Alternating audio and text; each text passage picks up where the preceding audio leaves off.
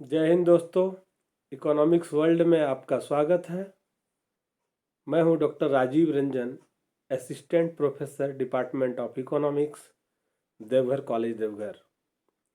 दोस्तों, आज हम बात करेंगे व्यापार चक्र का सिद्धांत क्या है, व्यापार चक्र क्यों आते हैं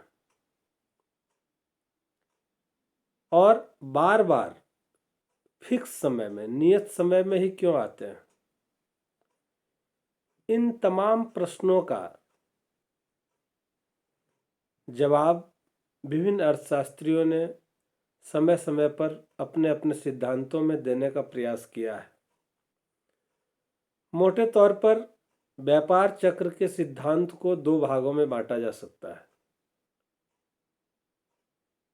एक वर्ग वह है जहां कुछ अर्थशास्त्री मानते हैं कि व्यापार चक्र आर्थिक घटकों में उतार चढ़ाव के कारण आता है। इस वर्ग में लुडविग, हेयक, हार्ट्रे, हिक्स आदि अर्थशास्त्री हैं जो यह मानते हैं कि आर्थिक घटकों में उतार चढ़ाव के कारण व्यापार चक्र आते हैं। दूसरा वर्ग वह है जो अमौद्रिक घटकों को, एक पक्ष मौद्रिक घटक को कारण मानता है और दूसरा पक्ष अमौद्रिक घटकों को आर्थिक उतार चढ़ाव अथवा व्यापार चक्र का कारण मानते हैं। इस वर्ग में स्टैनले, जेवेंस, विक्सेल, पिगू ऐसे अर्थशास्त्री आते हैं। तो मैंने कहा कि मोटे तौर पर दो तरह के लोग हैं जो अलग अलग सिद्धांतों को, एक लोग मौद्रिक घटकों को कारण मानते हैं और दूसरे लोग अमौद्रिक घटकों को कारण मानते हैं। जो अर्थशास्त्री अमौद्रिक सिद्धांत या अमौद्रिक आर्थिक घटकों को इसका कारण मानते हैं या व्यापार चक्र का कारण मानते हैं, उनका कहना है कि जलवायु सिद्धांत, मनोवैज्ञानिक सिद्धांत, अधिक उत्पादन का सिद्धांत, अधिक बचत का सिद्धांत, नवप्रवर्तन का सिद्धांत, ये सब जो कारण है उसके कारण अमौद्रिक आर्थिक घटकों के प्रभाव के कारण व्यापार चक्र आते हैं। दूसरा, जो मौद्रिक घटकों के आर्थिक उतार चढ़ाव को कारण मानते हैं, उनका मानना था कि व्यापार चक्र सिद्धांत हेयक के अधिविनियोग सिद्धांत, किन्स के व्यापार चक्र सिद्धांत, हिक्स के व्यापार चक्र सिद्धांत आदि के कारण इसको स्पष्ट रूप से उजागर करने का प्रयास किया गया है। जलवायु किस प्रकार से व्यापार चक्र को प्रभावित करता है? जलवायु का सिद्धांत व्यापार चक्र का प्राचीनतम सिद्धांत है, बहुत ही पुराना सिद्धांत है और इस सिद्धांत के प्रतिपादक हैं जेवेंस, जिसको हम लोग डब्ल्यू स्टैनले जेवेंस या डब्ल्यू एस जेवेंस कहते हैं। उन्होंने अपने प्रसिद्ध सिद्धांत सनस्पॉट थ्योरी में व्यापार चक्र के उन चिन्हों से इस सिद्धांत को जोड़ा है जो प्रत्येक 10 वर्ष, एवरी 10 ईयर्स में उत्पन्न होते हैं। अर्थात उनके अनुसार समय समय पर सूर्य में होने वाले परिवर्तन व्यवसाय के लयबद्ध उतार चढ़ावों को निर्धारित करते हैं। उनका मानना था कि सूर्य में प्रत्येक 10 वर्ष में परिवर्तन होता है, ठीक उसी तरह से व्यापार चक्र में भी प्रत्येक 10 वर्षों में कोई न कोई परिवर्तन होता है, जो उनके अनुसार व्यापार चक्र सिद्धांत है। जेवेंस ने बताया कि सूर्य में कुछ वर्षों के पश्चात नियमानुसार कुछ धब्बे दिखाई पड़ते हैं, जिसको उन्होंने 10 वर्ष कहा है अपने सिद्धांत में, सनस्पॉट थ्योरी में उन्होंने लिखा है। इन धब्बों के कारण सूर्य को पर्याप्त गर्मी नहीं पहुंच पाता। जब स्पॉट आ जाता है सूर्य में तो उसके कारण सूर्य को पर्याप्त गर्मी नहीं पहुंच पाता है, जिससे मानसून अच्छा रहता है। और उसका परिणाम यह होता है कि फसलों पर प्रतिकूल प्रभाव पड़ता है। जब मानसून अच्छा नहीं रहेगा तो हम जानते हैं कि भारत एक कृषि प्रधान देश है और यहाँ के 70% से अधिक लोग की आजीविका या जीविकोपार्जन कृषि पर आधारित है। ऐसे में जब जलवायु का प्रदर्शन अनुकूल नहीं होगा या मानसून का प्रदर्शन अनुकूल नहीं होगा तो स्वाभाविक है कि फसलों पर प्रतिकूल प्रभाव पड़ेगा और मानव जाति के लिए यह मंदी या अवसाद की दशाएं को उत्पन्न करते हैं, या ऐसी परिस्थितियां आती है जब जिसको हम लोग ग्रेट डिप्रेशन या डिप्रेशन पीरियड या रिसेशन पीरियड भी कहते हैं। इसके विपरीत यदि सूर्य तल पर काले धब्बे नहीं दिखाई पड़ते तो वर्षा फसल अच्छी होगी। सूर्य में जो 10 वर्षों में काले धब्बे दिखाई पड़ते हैं, अगर वह नहीं दिखाई पड़ेगी तो वर्षा अच्छी होगी, वर्षा अच्छी होगी तो फसलें अच्छी होगी, फसलें अच्छी होगी तो कृषि के साथ साथ उद्योगों की संपन्नता बढ़ेगी या उद्योगों में संपन्नता आएगी। और अच्छी फसलों के कारण यातायात, उद्योग के साथ साथ अन्य उद्योगों में सेवाओं की मांग बढ़ती है, जिसके परिणाम स्वरूप अर्थव्यवस्था में संपन्नता आती है। और संपन्नता की स्थिति उत्पन्न होने से राष्ट्रीय अर्थव्यवस्था के सभी क्षेत्रों में उसका प्रभाव बढ़ता है, यानी सकारात्मक प्रभाव बढ़ता है। जलवायु में यह परिवर्तन समय से नियमित रूप से होते हैं, जिसके कारण देशों में मंदी व तेजी की दशाएं समय से और नियमित रूप से फैलती है। ऐसा नहीं है कि हमेशा अर्थव्यवस्था में मंदी की स्थिति उत्पन्न होगी या हमेशा अकाल ही होगा, ऐसा नहीं होता है। कई वर्षों के बाद इस प्रकार की परिस्थितियां पैदा होती है, जब अतिवृष्टि होती है, अनावृष्टि होती है, भूकंप, चक्रवात, ये सब जलवायु परिवर्तन के कारण होते हैं। इसलिए जलवायु परिवर्तन को उन्होंने इसका आधार माना। दूसरा है मनोवैज्ञानिक सिद्धांत। कुछ अर्थशास्त्रियों का मानना था कि व्यापार चक्रों की व्याख्या नियोजकों के मनोवृत्ति के आधार पर करने का प्रयास किया जाए। इस सिद्धांत के मुख्य समर्थक थे प्रोफेसर पीगू।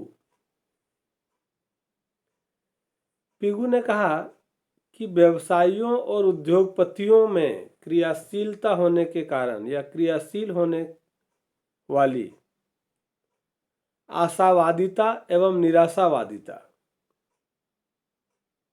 ध्यान देना है, पीगू के अनुसार व्यवसायियों और उद्योगपतियों में क्रियाशील होने वाली आशावादिता और निराशावादिता के मनोभावों के कारण ही व्यावसायिक उच्चावचन होते हैं। फ्लक्चुएशन जिसको हम लोग कहते हैं अंग्रेजी में, फ्लक्चुएट होना, उतार चढ़ाव होना, उसको उच्चावचन कहा जाता है। मनुष्य में बहुत कुछ भेड़ चाल पाई जाती है, मानव का स्वभाव है या मानव की प्रवृत्ति है, जिसको पीगू कहते हैं कि भेड़ चाल होते हैं। अर्थात एक मनुष्य के हृदय में वैसा करने की इच्छा उत्पन्न होने लगती है जैसा कि अन्य व्यक्ति कर रहा है, जिसको हम लोग समाज से प्रेरित होकर के जीवन में आगे बढ़ना या लोगों को देख करके, लोगों का अनुकरण करके, जैसा हम सीखते आए हैं, जो मनुष्य की प्रवृत्ति है कि लोगों को देखकर सीखता है। मनुष्य में इस तरह के भाव और प्रवृत्तियां पैदा होती रहती है। अन्य व्यक्ति जो कर रहा हो या कोई कर चुका हो, कभी कभी भेड़ चाल की प्रवृत्ति इतनी प्रबल हो जाती है कि लोगों के निर्णय लेने की शक्ति जवाब दे जाती है। वो खुद का डिसीजन नहीं ले पाते हैं, निर्णय क्षमता का अभाव हो जाता है। और जब व्यक्ति के अंदर डिसीजन लेने की कैपेसिटी समाप्त हो जाती है तो वे डिपेंड हो जाते हैं दूसरे के विचारों पर, दूसरे के सुझावों पर, दूसरे के निर्णयों पर। इसलिए प्रत्येक व्यक्ति वैसा ही करने लगता है जैसा कि दूसरे कर रहे हों, और इस बात पर ध्यान नहीं देता कि वो ऐसा क्यों कर रहा है। जो लोगों को देख करके समाज उसको फॉलो करता है या उसका अनुकरण करता है, वह खुद नहीं सोचता है कि हम ऐसा क्यों कर रहे हैं, क्योंकि जो कर रहा है उसकी परिस्थितियां अलग होगी, उसकी मेंटलिटी अलग होगी। तो हम उसको देख करके अगर अपनी प्रवृत्ति उसके अनुरूप करेंगे या उसके प्रवृत्तियों का अनुसरण करेंगे तो इस प्रवृत्ति को मनोवैज्ञानिकों ने भेड़ चाल, क्राउड साइकोलॉजी कहते हैं। इसलिए चूंकि हम लोग मनोवैज्ञानिक सिद्धांत की बात कर रहे हैं जो किसी आदेश के समय उत्पन्न हो जाती है। दोस्तों, इसी प्रकार व्यापारिक क्षेत्र में जब कोई महत्वपूर्ण घटना घटित हो जाती है तो दूसरों पर इसका प्रभाव शीघ्रता से पड़ने लगता है और उनके कार्य भी उसी प्रकार होने लगते हैं। अर्थात व्यापारिक क्षेत्र में देखा देखी की प्रवृत्तियां पाई जाती है। तीसरा है आर्थिक उत्पादन का सिद्धांत। इसको अर्थशास्त्रियों ने अधिक उत्पादन सिद्धांत भी कहा है। अधिक उत्पादन सिद्धांत, इस सिद्धांत को व्यापार चक्र का प्रतियोगिता सिद्धांत भी कहते हैं। कंपटीशन करना, आपके देखा देखी, समाज को देख करके, समाज के लोगों का अनुसरण करके हम भी कंपटीशन करते हैं, इसलिए प्रतियोगिता सिद्धांत भी इसको कहा जाता है। इस सिद्धांत के प्रतिपादक समाजवादी प्रवृत्ति के अर्थशास्त्रियों द्वारा किया गया। इस सिद्धांत के अनुसार व्यापार चक्र अति उत्पादन, ओवर प्रोडक्शन के परिणाम स्वरूप ही उत्पन्न हुआ। अगर ओवर प्रोडक्शन की टेंडेंसी नहीं होती तो व्यापार चक्र का जो स्वरूप हमको दिखाई पड़ता है वह नहीं होता। अति उत्पादन एक स्वतंत्रता है। यह स्वतंत्रता एवं प्रतियोगी अर्थव्यवस्था में अनेक प्रतियोगी फर्में काम करती है। बहुत सारी फर्में हैं जो समान वस्तुओं का, समरूप वस्तुओं का उत्पादन करते हैं या मिलती जुलती वस्तुओं का उत्पादन करते हैं, जिसको हम लोग होमोजीनियस कमोडिटी कहते हैं। तो होमोजीनियस कमोडिटी का उत्पादन करती है और उसे एक ही बाजार में बेचती है। एक ही वस्तु उत्पादन करना, समरूप वस्तुएं उत्पादन करना और उसी बाजार में उसको फिर जाकर के बेचना। परिणाम क्या होता है? उनके बीच प्रतियोगिता अनिवार्य हो जाती है। प्रत्येक फर्म बाजार के अधिकाधिक भाग पर कब्जा करने का प्रयास करती है। चूंकि कंपटीशन है तो हर आदमी चाहता है कि हम अधिक से अधिक वस्तुओं का प्रोडक्शन करें, अधिक से अधिक सेल करें, मैक्सिमम प्रॉफिट गेन करें। ये सब भाव जब आता है तो वह यह प्रयास करता है कि बाजार के अधिकांश भाग पर मेरी वस्तुओं का, मेरे कमोडिटी का, मेरे प्रोडक्शन का प्रभाव हो। और इसी प्रयास में वह वस्तु का इतना अधिक उत्पादन कर लेती है फर्में, अधिक से अधिक, चूंकि ओवर प्रोडक्शन कर रहा है तभी तो अधिक से अधिक लोगों को सप्लाई दे सकता है, अधिक से अधिक लोगों को संतुष्ट कर सकता है, और तभी वह मैक्सिमम प्रॉफिट भी गेन कर सकता है। तो इतना उत्पादन कर लेता है, ओवर प्रोडक्शन कर लेता है कि उसके लिए उसे बाजार में बेचना कठिन हो जाता है,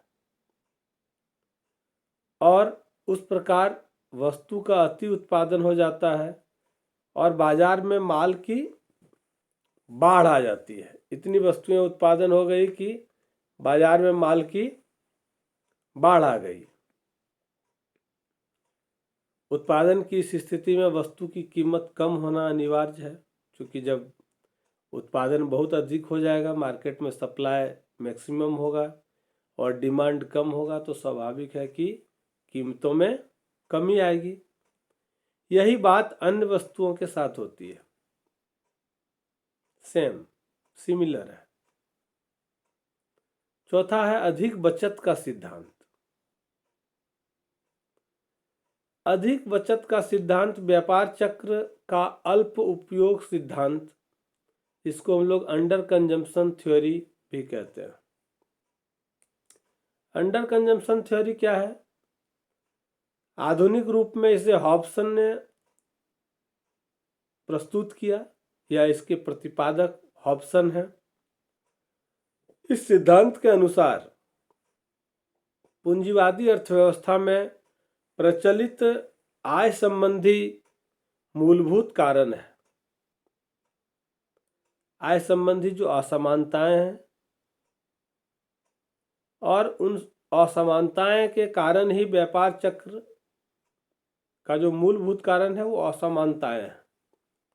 इस सिद्धांत के अनुसार समाज में गरीबी और अमीरी के बीच जो गैप है, गरीबों और अमीरों के बीच जो दूरी है, जो खाई है, जो असमानताएं हैं, जो विषमताएं हैं, उन विषमताओं के कारण ही उत्पन्न अधिक बचत और न्यून उपयोग की विलक्षण घटनाएं संपूर्ण अर्थव्यवस्था को व्यापार चक्र के उबलते हुए कड़ाही में सरका देती है। पांचवा है नवप्रवर्तन सिद्धांत, इनोवेशन थ्योरी। इस सिद्धांत के प्रतिपादक जोसेफ शुम्पीटर, जो अमेरिका के अर्थशास्त्री हैं, बड़े अर्थशास्त्री हैं, जोसेफ शुम्पीटर, उन्होंने नवप्रवर्तन के सिद्धांत का प्रतिपादन किया। प्रोफेसर शुम्पीटर ने कहा कि पूंजीवादी देश की अथक प्रणाली में समय समय पर नव परिवर्तन होते रहते हैं, और यही कारण है कि व्यापार चक्र की शुरुआत होती है। अब प्रश्न उठता है कि नवप्रवर्तन से यहाँ क्या तात्पर्य, क्या है नवप्रवर्तन? उनके अनुसार नवप्रवर्तन से अभिप्राय किसी नवीन प्रवर्तन से है। नव मीन्स नवीन, नूतन, न्यू, इनोवेशन से है, जो उत्पादन की वर्तमान प्रविधियों में जो टेक्नोलॉजी है, उद्यमियों द्वारा रूपांतरण, ट्रांसफॉर्मेशन कर दिया जाता है। निम्नलिखित में से कोई भी नवप्रवर्तन हो सकता है। शुम्पीटर के अनुसार नवप्रवर्तन से तात्पर्य उस नवीन नवप्रवर्तन से है जो वर्तमान उत्पादन की प्रविधियों में ट्रांसफॉर्मेशन कर देता है। कोई नया आंतरिक आविष्कार हो, किसी नवीन वस्तु की उत्पादन हो, उत्पादन के किसी नवीन प्रविधि का विकास हो, वर्तमान वस्तुओं के लिए नए बाजारों का विकास हो, वर्तमान व्यावसायिक उपकरणों के कच्चे माल के नए स्रोतों का विकल्प मिल जाए, नए प्रकार के कच्चे माल का विकास, व्यावसायिक संगठन के नवीन रूपों का विकास और व्यावसायिक प्रबंधन में नवीन प्रविधियों का विकास, ये सब कारण है जो ट्रांसफॉर्मेशन कर दिया जाता है। इसके कारण जैसे ही कोई नया यांत्रिक आविष्कार होगा, कोई नई टेक्नोलॉजी का इन्वेंशन होगा, किसी नवीन वस्तु का प्रोडक्शन होगा या उत्पादन में किसी नई टेक्नोलॉजी का उपयोग होगा या उसका डेवलपमेंट होगा, या प्रेजेंट जो कॉमर्शियल इंटरप्राइजेज हैं वहाँ रॉ मटेरियल्स, कच्चे माल के नए स्रोत या विकल्प मिल जाए, या फिर व्यावसायिक संगठनों द्वारा नवीन रूपों का विकास हो, या व्यावसायिक प्रबंधन में नवीन प्रविधियों का विकास हो, मैनेजमेंट में कुछ नए टेक्नोलॉजी आ जाए। ये सब के कारण व्यापार चक्र का सिद्धांत आता है, व्यापार चक्र आता है, और यही व्यापार चक्र के सिद्धांत की मूल आत्मा है। दोस्तों, अगर आपको ये वीडियो अच्छा लगे तो आप सब्सक्राइब करेंगे, शेयर करेंगे, कमेंट बॉक्स में अपनी प्रतिक्रिया लिखेंगे। धन्यवाद।